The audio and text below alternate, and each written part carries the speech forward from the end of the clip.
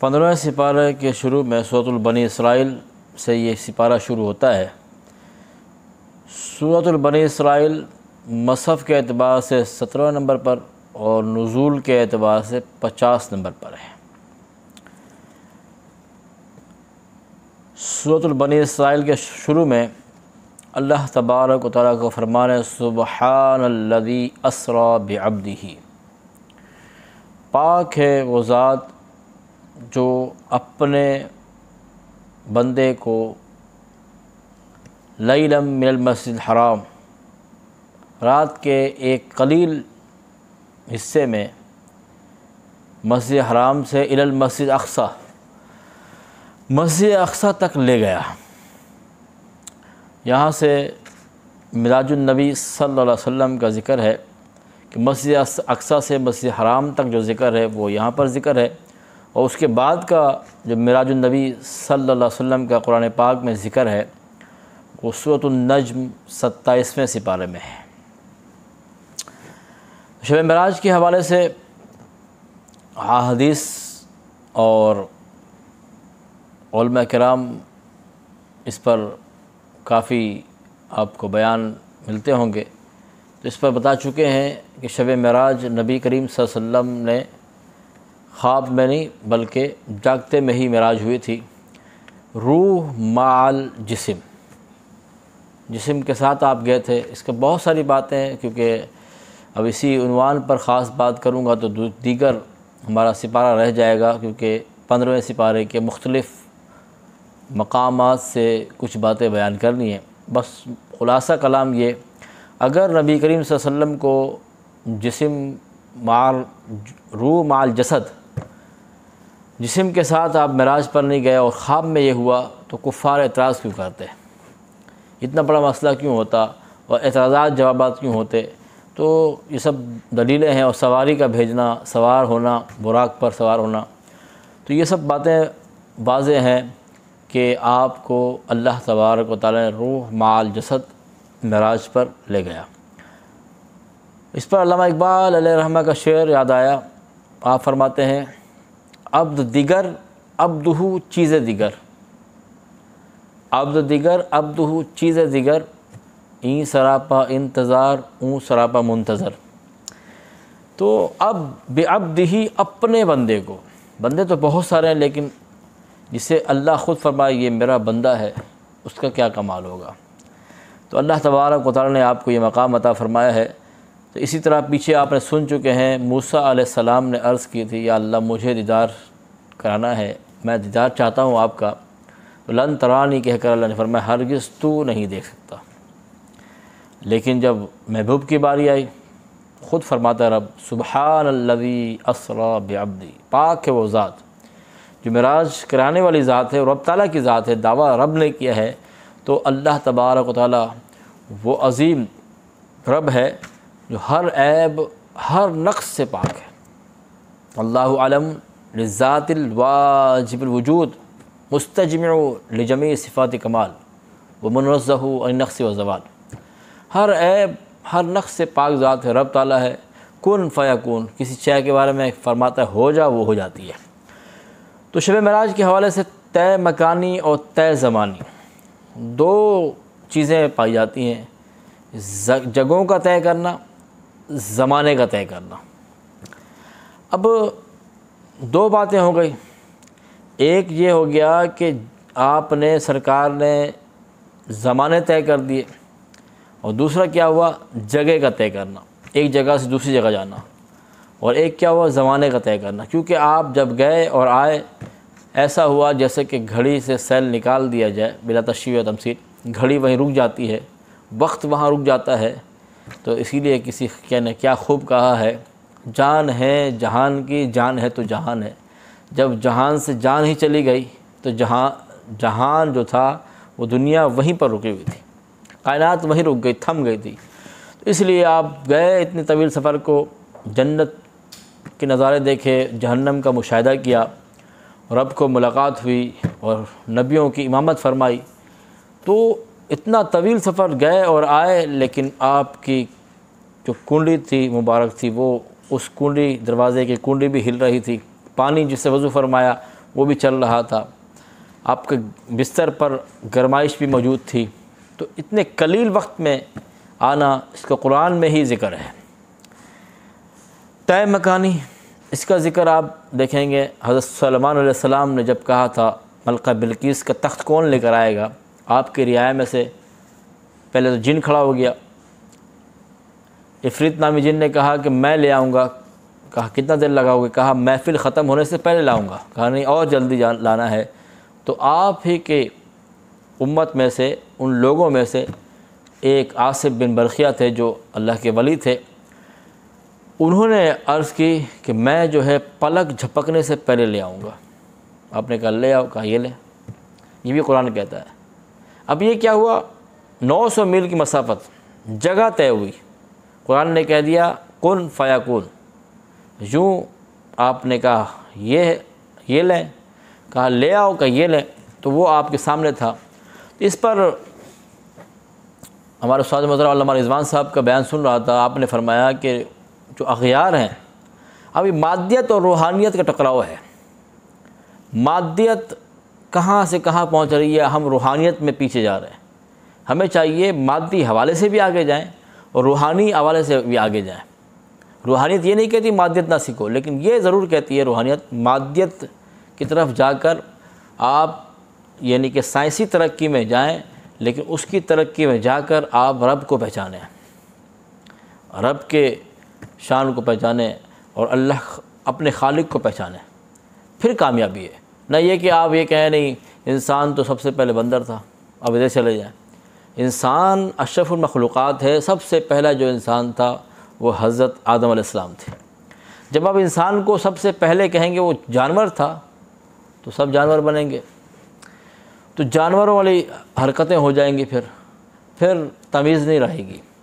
اشرف المخلوقات اللہ نے بنایا ہے اور علم کا تاج رکھ کر فرشتوں سے بھی افضل بنا دیا، فرشتوں کو مسجود ملائکہ بنا دیا، فرشتوں کو کہا کہ سجدہ کرو، فسجد الملائکہ کلہم اجمعون، تمام کے تمام فرشتے سجدے میں گر گئے۔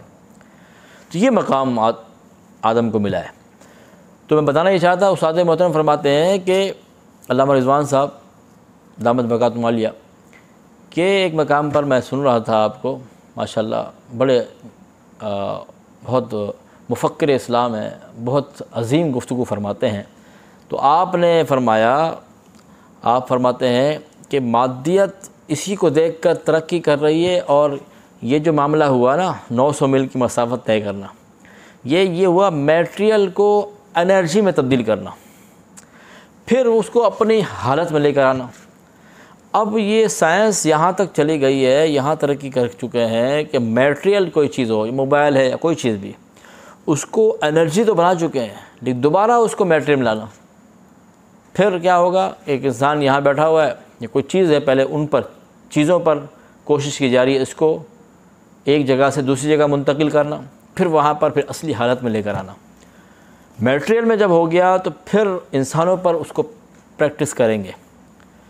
تو یہ سائنس ترقی کر رہی ہے، یہاں تک پہنچ چکے ہیں۔ تو آج کا انسان کہے کہ میں نہیں مانتا، آج کا انسان ایک جگہ سے بیٹھ کر پوری دنیا کو واچ کر رہا ہوتا ہے، دیکھ رہا ہوتا ہے۔ اس وقت آج سے 1500 سال پہلے صدیق اکبر رضی اللہ تعالیٰ اسی واقعہ معراج کو مان کر آپ صدیق اکبر بن گئے۔ تو اس لیے یہ اللہ تبارک و تعالیٰ نے آپ کو ایک عظیم معجزہ عطا فرمایا ہے، معراج النبی صلی اللہ علیہ وسلم کا۔ تو طے مکانی جگہ کا طے کرنا، یہ سلیمان علیہ السلام کی اس واقعہ کو قرآن نے کوٹ کیا، اس میں موجود ہے۔ طے زمانی کیا ہے، انشاءاللہ واقعہ تفصیل سے آج ہی بیان ہوگا، کیونکہ سورہ بنی اسرائیل کے بعد جو سورہ کہف ہے، تو اصحاب کہف کو دیکھ لیں، 309 سال غار میں سوتے رہے، جب اٹھتے ہیں تو کیا کہتے ہیں، 309 سال سوتے رہے، اٹھے، آپ کا ان کا جسم بھی سلامت ہے، 309 سال۔ پوچھتے ہیں کتنا سوئے، تو کہتے ہیں ایک دن یا اس سے کم۔ ان کو یہ محسوس ہو رہا ہے ہم ایک دن ہی سوئے ہیں، اور ان کا جسم سلامت ہے، ان پر زمانے گزر گئے، لیکن ان کو ایسا محسوس ہو رہا ہے۔ تو اسی لیے شب معراج کو اگر سمجھنا ہے قرآن کے روح سے، زمانے طے کیسے ہو گئے، جگہ طے کیسے ہو گئی، تو قرآن خود اس کے اوپر گواہی دیتا ہے۔ تو اس طرح کے واقعات موجود ہیں، اور جگہ کا طے کرنا یہ ایک امتی سے اللہ نے یہ واقعہ بتایا ہے۔ سلمان علیہ السلام کے جو امتی تھے آصف بن برخیہ، وہ ملکہ بلقیس کا تخت لے کر آ گئے، جو ایک نبی کے امتی ہوں ان کو یہ کمال حاصل ہو تو محمد مصطفیٰ کو کمال کیسے حاصل نہیں ہوگا؟ اور اس کے لیے رب خود فرما رہا ہے، پاک ہے وہ ذات۔ تو اس لیے، اور اس طرح تیسرے سپارے میں بھی آپ نے سنا ہوگا تلک الرسل، یہ رسولوں کی جو جماعت ہے، فضلنا بعضهم علی بعض، بعض کو بعض پر اللہ نے فضیلت دی ہے، منہم من کلم اللہ، بعض وہ ہیں جس سے کلام فرمایا، ورفع بعضهم درجات، پھر رب نے فرمایا کہ اور جس کو درجوں بلند کیا ہے، اس پر علماء کا اتفاق ہے، اجماع ہے اس پر کہ اس سے مراد محمد مصطفیٰ صلی اللہ علیہ وسلم ہے، تمام نبیوں کا سردار بنا کر بھیجا ہے۔ اور اس کے بعد پھر عیسیٰ علیہ السلام کا ذکر ہوا، ورفع بعضهم درجات منہم من کلم اللہ ورفع بعضهم درجات وآتینا عیسی ابن مریم، تو عیسیٰ ابن مریم کا ذکر ہوا، پہلے موسیٰ علیہ السلام کا ذکر ہوا، بیچ میں مصطفیٰ کریم کا ذکر ہوا، اور ان تینوں سے پہلے سارے رسولوں کا تلک الرسل کہہ کر تمام رسولوں کو اللہ تعالیٰ نے بیان فرمایا کہ اس میں درجات ہیں۔ تو محمد مصطفیٰ صلی اللہ علیہ وسلم کے بارے میں یہ معراج کا واقعہ آپ اکثر سماعت فرماتے ہیں، لیکن کچھ باتیں میں نے کہا آج درس میں بھی ہو جائیں تاکہ یہ جو واقعہ ہے آپ سماعت کر سکیں۔ اس کے بعد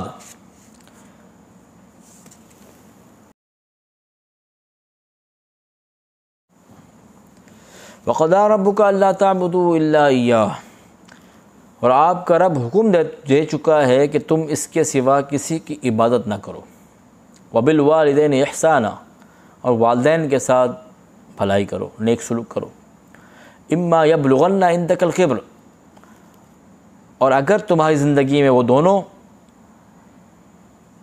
احدہما او کلاہما، یا ان میں سے کوئی ایک بڑھاپے کو پہنچ جائے، فَلَا تَقُلْ لَهُمَا أُفٍّ وَلَا تَنْهَرْهُمَا، تو ان کو اف تک نہ کہنا اور نہ ان کو جھڑکنا، وَقُلْ لَهُمَا قَوْلًا كَرِيمًا، فرمایا ان سے ادب سے بات کرنا۔ کیا بات ہے، کتنا بہترین انداز میں والدین کے حقوق رب تعالیٰ نے بیان فرمائے۔ پہلے اپنی عبادت کا ذکر کہ اللہ نے تمہیں حکم دے چکا، تمہارا رب تم پر لازم کر چکا، تم پر یعنی کہ یہ اللہ کا حکم ہے کہ تم نے اس کو بجا لانا ہے، اللہ کی عبادت کرنی ہے۔ دو ستون دین کے حقوق اللہ ہیں، رب کے حقوق ہیں، حقوق العباد بندوں کے حقوق ہیں۔ رب کے حقوق بیان کرنا ہے، عبادت کرنی ہے، رب کے حکم ماننا ہے، اور دوسرا جو حق ہے وہ عوام الناس کا ہے، یعنی کہ حقوق العباد ہے، بندوں کے حقوق ہیں۔ بندوں کے حقوق کی فہرست طویل ہے، تو ان میں سب سے پہلے والدین ہیں، وہ آپ کے حقدار ہیں۔ اس لیے میں کہتا ہوں کہ رمضان المبارک میں جس طرح ہم زکوٰۃ نکالتے ہیں تو ہم زکوٰۃ کس کو نہیں دے سکتے؟ والدین کو نہیں دے سکتے، بچوں کو، یعنی کہ آپ اپنی اصل کو، والدین، ماں باپ، دادا دادی اوپر تک، فرع بیٹا بیٹی پوتا پوتی نیچے تک، بیوی کو، آل رسول کو، یہ چار قسم کے ہیں لوگ جن کو آپ زکوٰۃ نہیں دے سکتے۔ پھر ان میں سے ان چاروں کو کیا کرنا ہے؟ زکوٰۃ، اس کے علاوہ بھائی ہے، بہن ہے، دیگر رشتہ دار ہیں، پڑوسی ہیں، اگر وہ شرعی فقیر ہیں ان کو آپ زکوٰۃ دے سکتے ہیں۔ لیکن ان چار ہستیوں کو کیا کرنا ہے؟ ان کو ہم نے خالص مال کھلانا ہے۔ دیکھیں المیہ یہ ہو چکا ہے کہ دو چیزیں ہم لے لیتے ہیں، کہ ایک اپنی زوجہ کو اور بچوں کو، آل رسول اور والدین، یہ اکثر جگہ شکایت ملتی ہے اور یہ اس پر پورا نہیں اترتے، تو ہمیں چاہیے ان چاروں کو خالص رقم سے ہم ان کا یعنی کہ ان کے ساتھ تعاون کریں، تو اس طرح ہم خوشحال رہیں گے۔ تو خود رب نے فرمایا کہ تمہیں جو دو نعمتیں ہیں ان میں سے دونوں یا پھر ایک بڑھاپے کو مل جائے، احدہما او کلاہما، ان دونوں میں سے کوئی ایک یا پھر دونوں اگر بڑھاپے کو پہنچ جائیں تو کیا کرنا ہے؟ انہیں ان کے ساتھ اف تک نہیں کہنا اور ان کو نہیں جھڑکنا، ان کے لیے اپنے آپ کو جھکا لینا ہے۔ تو یہ باتیں بیان کی رب تعالیٰ نے۔ اس کے بعد ربکم اعلم بما فی نفوسکم ان تکونوا صالحین فانہ کان للاوابین غفورا، تمہارا رب بخوبی جانتا ہے جو کچھ تمہارے دلوں میں ہے، اگر تم نیک ہو تو بے شک وہ توبہ کرنے والوں کو بخشنے والا ہے۔ یہ بیان فرمایا۔ اس کے بعد جو پیغام اللہ تعالیٰ نے دیا، وَآتِ ذَا الْقُرْبَى حَقَّهُ وَالْمِسْكِينَ وَابْنَ السَّبِيلِ وَلَا تُبَذِّرْ تَبْذِيرًا، اور رشتہ داروں اور مسکینوں اور مسافروں کا حق ان کو دیتے رہو، اور اسراف اور فضول خرچ کرنے سے بچو۔ وَلَا تُبَذِّرْ تَبْذِيرًا کہہ کر فرمایا کہ فضول خرچی سے بچو۔ کیوں؟ إِنَّ الْمُبَذِّرِينَ كَانُوا إِخْوَانَ الشَّيَاطِينَ، بے شک فضول خرچ کرنے والا شیطان کا بھائی ہے۔ وَكَانَ الشَّيْطَانُ لِرَبِّهِ كَفُورًا، اور شیطان کیا ہے؟ فرمایا شیطان اپنے رب کا بہت ہی ناشکرا ہے۔ تو اس سے واضح ہو گیا جب ہم فضول خرچی نہیں کریں گے، ہم صحیح خرچ کریں گے۔ تین طرح کے حق ہیں، إِنَّ لِرَبِّكَ عَلَيْكَ حَقًّا وَلِنَفْسِكَ عَلَيْكَ حَقًّا وَلِأَهْلِكَ عَلَيْكَ حَقًّا فَأَعْطِ كُلَّ ذِي حَقٍّ حَقَّهُ۔ اللہ کے نبی نے فرمایا تین طرح کے حق ہیں، بے شک تم پر تمہارے رب کا حق ہے، إِنَّ لِرَبِّكَ عَلَيْكَ حَقًّا وَلِنَفْسِكَ عَلَيْكَ حَقًّا، تمہاری جان کا حق ہے، وَلِأَهْلِكَ عَلَيْكَ حَقًّا، تمہارے اہل کا حق ہے۔ تو فَأَعْطِ كُلَّ ذِي حَقٍّ حَقَّهُ، تو چاہیے کہ ہر ایک حقدار کا حق ادا کرو، اپنا بھی حق ادا کرو، رب تعالیٰ کا تم پر حق ہے اس کا حق ادا کرو، اور حقوق العباد بندوں کے حقوق ہیں، تو والدین ہیں، بیوی بچے ہیں، بھائی بہن ہیں، دیگر رشتہ دار ہیں اور پڑوسی ہیں۔ پھر اس طرح آپ کا وسیع ہوتا جائے گا، جہاں تک آپ کی کوشش ہو سکتی ہے آپ نے اس خیر کو آگے تک بڑھانا ہے، آگے تک پہنچانا ہے۔ اگر ہم نے اس میں کوتاہی کی تو پھر کیا ہوتا ہے؟ پھر دوسرے لوگ آ کر، دیگر مذاہب کے باطل فرقے والے آ کر ان کو پھر اغوا کرتے ہیں، ان کو مال دے کر ان سے ایمان کی نعمت چھین لیتے ہیں، کیونکہ غریبی جو ہے، فقیری کفر تک لے جاتی ہے انسان کو۔ اکثر لوگوں کو دیکھا ہے بس وہ اس وجہ کر ادھر چلے جاتے ہیں۔ تو اس لیے ہمیں چاہیے کہ ہم اپنے آپ کو اور اپنے گھر والوں کو اس طرح، دیگر لوگوں کو اس طرح ان کے ساتھ ہم نے تعاون کرنا ہے۔ کب ہوگا؟ جب ہم یہ نہیں ہوگا کہ ہم نے فضول خرچی نہیں کرنی، جائز خرچ کریں، اپنے اوپر خرچ کریں، بچوں پر خرچ کریں، جائز۔ فضول خرچی سے بچیں گے تو پھر ہم یہ سب نیک کام کر سکتے ہیں۔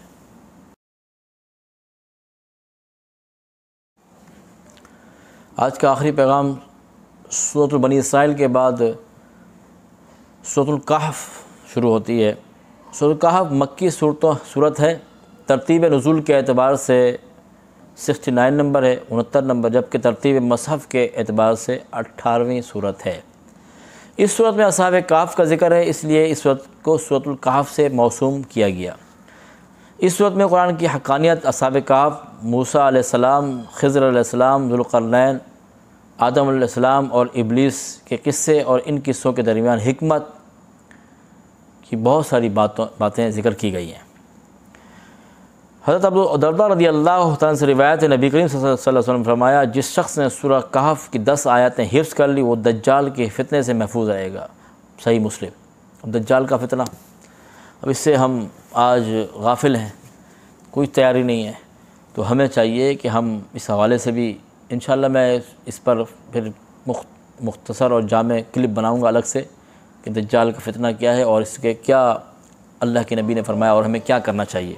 اس پر انشاءاللہ میں ایک کلپ مخصوص بناؤں گا، کیونکہ ابھی درس قرآن کے حوالے سے اس پر بات ہو گئی۔ اس سے پیغام آج کا یہ مل گیا کہ اس کی سورہ کہف کی 10 آیتیں حفظ کرنے سے دجال کے فتنے سے محفوظ رہے گا۔ نبی کریم صلی اللہ علیہ وسلم نے یہ پیغام دیا ہے، تو ہمیں چاہیے کم سے کم ان صورتوں کو یاد کریں، یعنی کہ اس سورۃ الکہف کی 10 آیتوں کو یاد کر لیں۔ اس سورہ مبارک کی آیت نمبر 9 سے اصحاب کہف کا بیان ہے۔ کون تھے اصحاب کہف؟ یہ چند نیک نوجوان تھے جنہیں اللہ تعالیٰ نے عقیدہ توحید اور ایمان پر ثابت قدم رکھا، لیکن ان کی قوم مشرک تھی اور ایک ظالم بادشاہ ان پر مسلط تھا۔ قوم مشرک ہے اور ظالم بادشاہ مسلط ہے، پھر وہ لوگ ان نوجوانوں کے دشمن ہو گئے، تو انہوں نے ان کے شر سے بچنے کے لیے غار میں پناہ لی۔ اصحاب کہف غار کی طرف کیوں گئے؟ آپ کو دین پر قائم رکھنا، اپنے دین کو بچانے کے لیے۔ تو پھر کیا ہوا؟ اللہ تعالیٰ سے دعا کی، اے ہمارے رب ہمیں اپنے پاس سے رحمت عطا فرما اور ہمارے مشن میں کامیابی کے اسباب مہیا فرما۔ اللہ تعالیٰ نے ان پر نیند مسلط کر دی۔ اس کیفیت میں وہ 309 سال تک رہے، 309 سال۔ اللہ اکبر۔ اللہ تعالیٰ نے کس طرح اس پیغام کو رکھا ہے، تو اس طرح پھر آپ کو قرآن کی آیت سنائیں گے۔ اس سے پہلے اس واقعے سے جو ہمارے مفسرین کرام نے کیا نتیجہ اخذ کیا ہے، فرمایا کہ اصحاب کہف کی تعداد کے بارے میں قرآن کریم میں لوگوں کے حوالے سے 3 اقوال نقل کیے گئے۔ پہلے 2 قول کو قرآن نے لوگوں کی تکہ بازی کہا ہے، تکے لگا رہے ہیں۔ تیسرے قول کو قرآن نے رد نہیں کیا، یعنی وہ 7 تھے اور 8واں ان کا کتا تھا۔ یہ مفسرین نے اس تعداد کو صحت کے قریب قرار دیا ہے، یعنی کہ وہ لوگ جو تھے وہ 7 تھے اور 8واں کتا تھا۔ اور تعداد کے چکر میں زیادہ لوگ پڑھتے ہیں، اس والے سے نہ پڑھیں۔ جب یہ کہہ دیا ٹھیک ہے، یہ ایک قول لے لیں، لیکن اس پر جانے سے بہتر ہے ہمیں اس واقعے سے کیا کیا پیغامات ملتے ہیں اس کی طرف آئیں۔ اس سے مفسرین نے یہ مسئلہ اخذ کیا ہے کہ اللہ کے نیک بندوں کے مزارات کے جوار میں مسجد بنانا اچھی بات ہے۔ کیونکہ اللہ کے نیک بندوں کی مزارات کے مسجد بنانا، تاکہ جو لوگ مزار پر فاتحہ دینے آئیں تو اگر نماز کا وقت ہو تو نماز بھی پڑھ لیں۔ کیونکہ پھر ان کا جو معاملہ ہوا تھا اصحاب کہف کا، پھر یہ لوگ ان پر اظہار عقیدت کرنے لگے، کسی نے کہا کہ یہ کرنا چاہیے، کسی نے کہا یہ کرنا چاہیے۔ تو ایک فریق نے کہا یادگار کے طور پر یہاں کوئی عمارت بنا دی جائے، مگر جس فریق کی رائے غالب تھی وہ یہ تھی کہ یہاں مسجد بنا لی جائے۔ یعنی کہ جب ان کا راز فاش ہوا، لوگوں پر عیاں ہو گئے، تو پھر 309 سال بعد لوگ جمع ہو گئے۔ پھر کہا کہ اب یہاں کیا کیا جائے؟ تو کسی نے کہا کہ یہاں دیوار بنا دی جائے، یہاں فلاں چیز کر دی جائے، لیکن ایک گروہ تھا اس نے کہا یہاں مسجد بنا دی جائے۔ تو اس سے مفسرین یہ کہتے ہیں کہ جہاں پر مزارات ہو اس کے ساتھ مسجد ہونی چاہیے، تاکہ جو لوگ آئیں فاتحہ کے لیے، نماز کا وقت ہو وہ نماز بھی پڑھ سکیں۔ آیت نمبر 28 کا پس منظر یہ ہے۔ اس طرف جانے سے پہلے میں اصحاب کہف کے حوالے سے کچھ باتیں کر لوں کہ ان پر اللہ نے کیا کرم فرمایا تھا۔ 309 سال جو ان کے غار میں صحیح سالم رہنے کا جو واقعہ ہے، اس کو یوں قرآن بیان کرتا ہے۔ فرمایا وَتَرَى الشَّمْسَ إِذَا طَلَعَتْ تَزَاوَرُ عَنْ كَهْفِهِمْ ذَاتَ الْيَمِينِ، اور اے مخاطب جب سورج نکلتا ہے تو دیکھے گا کہ دھوپ اس کے غار سے دائیں طرف جھکے رہتی ہے۔ اب سورج کے جو غروب ہونا ہے اور طلوع ہونا ہے، اس کے روٹین پر رب نے کہا یوں کر دیا گیا ان کے لیے۔ وَإِذَا غَرَبَتْ تَقْرِضُهُمْ ذَاتَ الشِّمَالِ، اور جب سورج غروب ہوتا ہے تو دھوپ بائیں طرف پھر جاتی ہے۔ وَهُمْ فِي فَجْوَةٍ مِّنْهُ، اور وہ اس غار کی کشادہ جگہ میں ہیں۔ ذَلِكَ مِنْ آیاتِ اللّٰہ مَن يَهْدِ اللّٰهُ فَهُوَ الْمُهْتَدِ، یہ اللہ کی نشانیوں میں سے ہے، جس کو اللہ ہدایت دے وہی ہدایت یافتہ ہے، وہی ہدایت یافتہ ہے۔ وَمَن يُضْلِلْ فَلَن تَجِدَ لَهُ وَلِيًّا مُرْشِدًا، اور جس کو وہ گمراہ کر دے تو اس کے لیے کوئی مددگار ہدایت دینے والا نہیں ہے۔ تو یہ سب باتیں پھر آگے خود فرمایا اللہ تعالیٰ نے وَتَحْسَبُهُمْ أَيْقَاظًا وَهُمْ رُقُودٌ وَنُقَلِّبُهُمْ ذَاتَ الْيَمِينِ وَذَاتَ الشِّمَالِ، اے مخاطب اگر تو انہیں دیکھے گا تو گمان کرے گا وہ بیدار ہیں، حالانکہ وہ سوئے ہوئے ہیں، ہم خود ہی ان کی دائیں اور بائیں کروٹیں بدلتے ہیں۔ سبحان اللہ۔ وَكَلْبُهُمْ بَاسِطٌ ذِرَاعَيْهِ بِالْوَصِيدِ، اور ان کا کتا بھی چوکھٹ پر اپنے ہاتھ پھیلائے ہوئے ہے۔ کیا بات ہے۔ اصحاب کہف کے کتے کے بارے میں یہ بھی کہا گیا کہ حضرت ابن عباس رضی اللہ عنہ فرماتے ہیں اصحاب کہف رات کے وقت اپنے ملک سے فرار ہوئے تھے، ان کا ایک چرواہے کے پاس سے گزر ہوا، اس کے ساتھ اس کا کتا تھا، چرواہا ان کے دین کے تابع ہو کر اس کے ساتھ چل پڑا۔ کعب نے کہا وہ ایک کتے کے پاس سے گزرے، وہ ان پر بھونکنے لگا، انہوں نے ان کو بھگا دیا، وہ پھر آ کر بھونکنے لگا، انہوں نے اس کو پھر بھگایا، کئی بار اس طرح کیا۔ کتے نے کہا تمہارا کیا ارادہ ہے؟ میری طرف سے مت ڈرو، میں اللہ کے دوستوں سے محبت کرتا ہوں۔ سبحان اللہ۔ تم سو جانا، میں تمہاری حفاظت کروں گا۔ کیا بات ہے۔ تو اس طرح جب ولیوں سے ایک کتے کی نسبت ہو گئی تو وہ کامیاب ہو گیا۔ اس کو اللہ نے کیا مقام دیا ہے، فرمایا کہ اس کو انسانی شکل میں لا کر جنت میں اللہ تعالیٰ نعمت عطا فرمائے گا۔ تو یہ پیغام دیا ہے علماء کرام نے۔ تو یہ بات بیان کرنے کے بعد اب موسیٰ علیہ السلام اور خضر علیہ السلام کا جو واقعہ ہے وہ یہاں سے شروع ہوتا ہے، پھر جا کر 16 سپارے میں ختم ہوتا ہے۔ شروع کی باتیں کیا ہیں وہ سماعت کر لیں۔ فرمایا کہ آیت نمبر 60 سے موسیٰ علیہ السلام کے واقعے کا بیان ہے۔ وہ اپنے ایک خادم یوشع بن نون کے ساتھ اللہ تعالیٰ کے احکام کی حکمتوں اور اسرار رموز کو جاننے کے لیے خضر علیہ السلام کی تلاش میں نکلے۔ دوران سفر موسیٰ علیہ السلام نے اپنے خادم سے کہا ناشتہ لاؤ، ہم سفر کرتے کرتے تھک گئے ہیں۔ خادم نے کہا دوران سفر جب ہم چٹان کے پاس ٹھہرے تھے تو شیطان نے مچھلی کو مجھ سے بھلا دیا تھا، کیونکہ آپ نے کہا تھا کہ وہ مچھلی جہاں زندہ ہوگی وہیں پر وہ بزرگ ہوں گے، ان سے ملاقات ہوگی۔ وہ سمندر میں راستہ نکال کر نکل گئی۔ موسیٰ علیہ السلام نے کہا 2 سمندروں کا سنگم ہی ہماری منزل ہے۔ وہ دونوں واپس لوٹے اور پھر ہمارے ایک خاص بندے سے ملے۔ خضر علیہ السلام تھے وہ۔ موسیٰ علیہ السلام نے ان سے کہا اللہ تعالیٰ نے آپ کو جو رشد و ہدایت عطا فرمایا، جو علم عطا فرمایا، اس میں سے کچھ مجھے تعلیم دیجیے۔ موسیٰ علیہ السلام اللہ کے جلیل القدر نبی اور رسول ہیں اور کلیم اللہ ہیں، افضل ہیں، لیکن افضل کے مقابلے میں کسی دوسرے شخص کو کسی خاص شعبے میں کوئی فضیلت عطا کی جا سکتی ہے۔ کسی ایک خاص شعبے میں کسی کو فضیلت دے دی جائے تو اس کا مطلب یہ نہیں کہ وہ فضیلت والا ہو جائے گا، یہ اس کی فضیلت ختم ہو جائے گی، وہ افضل ہو یہ مفضول ہو جائے گا، ایسی بات نہیں ہے۔ یہی صورت یہاں بیان کی گئی۔ خضر علیہ السلام نے موسیٰ علیہ السلام سے کہا جن اسرار کا آپ کو علم نہیں ہے ان کے بارے میں آپ صبر نہیں کر سکیں گے۔ قال الم اقل لک انک لن تستطیع معی صبرا۔ حضرت موسیٰ علیہ السلام نے کہا انشاءاللہ آپ مجھے صابر پائیں گے۔ پھر کیا ہوا؟ حضرت خضر علیہ السلام نے کہا آپ میری پیروی کرتے ہوئے میرے کسی فعل پر سوال نہیں کریں گے یہاں تک کہ میں خود نہ بتا دوں۔ ساتھ چل پڑے۔ چلتے چلتے یہ خلاصہ جو آیتوں میں آیا اس کا بیان کر رہا ہوں۔ وہ دونوں ایک کشتی میں سوار ہوئے تو خضر علیہ السلام نے اس کشتی میں شغاف ڈال دیا، ایک پھٹا اٹھا کر اس میں عیب ڈال دیا۔ موسیٰ علیہ السلام نے کہا یہ تو آپ نے بہت برا کیا، اس سے تو سواریوں کو ڈوبنے کا خطرہ ہے، لاحق ہے۔ خضر علیہ السلام نے کہا میں نے آپ سے کہا نہیں تھا آپ صبر نہیں کر سکیں گے۔ موسیٰ علیہ السلام نے کہا پھر میری بھول ہو گئی، گرفت نہ کیجیے، میرے مشن کو مجھ پر دشوار نہ کیجیے۔ یہ ایک پہلا واقعہ ہوا، پھر اسی طرح 2 واقعے اور ہوں گے، وہ انشاءاللہ 16 سپارے سنیں گے۔ پہلا واقعہ جو کشتی کو آپ نے پھاڑ دیا، اب 2 واقعے اور ہوں گے، پھر اس کی وجوہات خضر علیہ السلام بتائیں گے جب راستے جدا ہوں گے۔